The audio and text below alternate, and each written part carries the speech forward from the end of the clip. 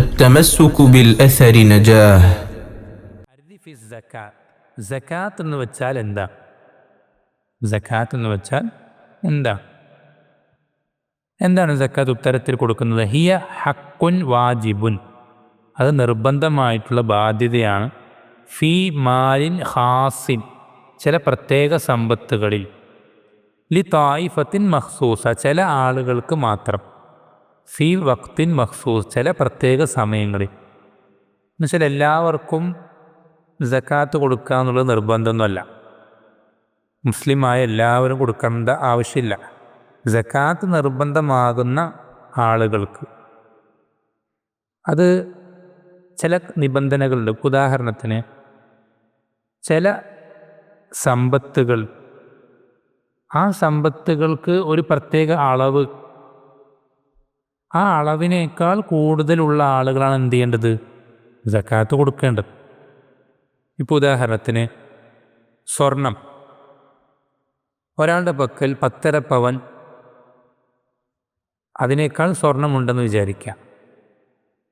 അയാളുടെ കയ്യിൽ 10.5 പവനേക്കാൾ കൂടുതൽ സ്വർണമുണ്ടെങ്കിലാണ് അയാൾക്ക് എന്തുണ്ടാകും വെച്ചാൽ 10.5 പവനേക്കാൾ ഒരാൾക്ക് കുറച്ചേ സ്വർണ്ണമുള്ളൂ, അത്രയൊന്നും സ്വർണം അയാളുടെ കയ്യിലില്ലെങ്കിൽ അയാൾക്ക് സക്കാത്ത് നിർബന്ധമല്ല. അതേപോലെ തന്നെ വെള്ളിക്കൊരു കണക്കുണ്ട്, ഒരളവുണ്ട്. അതുപോലെ തന്നെ ധാന്യങ്ങൾ, അരി, ഗോതമ്പ്, അങ്ങനെയുള്ള ധാന്യങ്ങൾക്കൊരു അളവുണ്ട്. അതേപോലെ തന്നെ മൊത്തത്തിലുള്ള കറൻസി, അതിനും ഓരോന്നിനും ഓരോ അളവുകളുണ്ട്. അപ്പോൾ എല്ലാ സമ്പത്തുകൾക്കും ദീൻ പ്രത്യേകമായൊരു കണക്ക്, ബൗണ്ടറി നിശ്ചയിച്ചിട്ടുണ്ട്. ആ ബൗണ്ടറിക്ക് അപ്പുറത്തേക്ക് നമ്മുടെ കയ്യിലെത്തുകയാണ് സമ്പത്ത്. എന്നുവെച്ചാൽ നമ്മുടെ അത്യാവശ്യങ്ങൾ കഴിഞ്ഞിട്ടാണ്.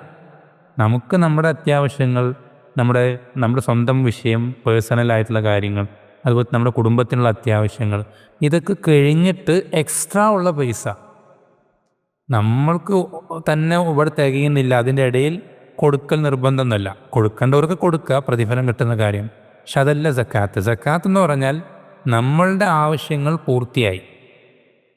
ആവശ്യം എന്ന് പറയുമ്പോൾ എല്ലാ ആവശ്യമല്ല, അത്യാവശ്യങ്ങൾ പൂർത്തിയായി.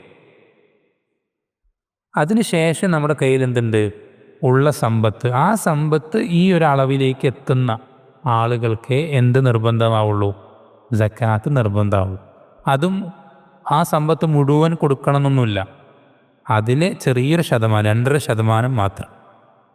അത് ചില സമ്പത്തിൽ 2.5%, ചിലതിൽ 5%, ചിലതിൽ 10% ഒക്കെ ഉണ്ട്.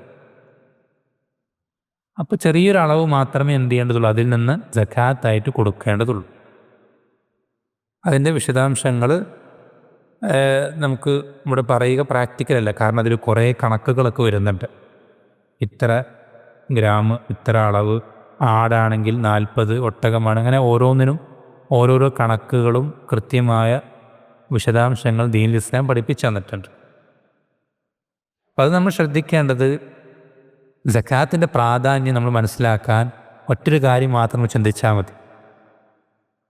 നബി സല്ലല്ലാഹു അലൈഹി വസല്ലമയുടെ മരണത്തിന് ശേഷം അബൂബക്കർ റളിയല്ലാഹു അൻഹു ഖലീഫയായ സമയത്ത് പല ആളുകളും, പല ഗോത്രങ്ങളും നബി സല്ലല്ലാഹു അലൈഹി വസല്ലമയ്ക്ക് കൊടുത്തിരുന്ന സക്കാത്ത് കൊടുക്കൽ നിർത്തലാക്കി, കൊടുക്കൂല എന്ന് പറഞ്ഞു.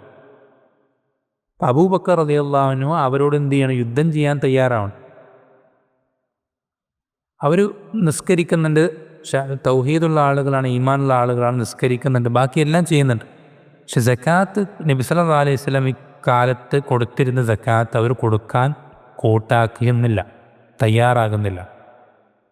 അപ്പോൾ അബൂബക്കർ റളിയല്ലാഹു അൻഹു ആ ഒരു കാരണം കൊണ്ട് മാത്രമേ യുദ്ധം ചെയ്യാം.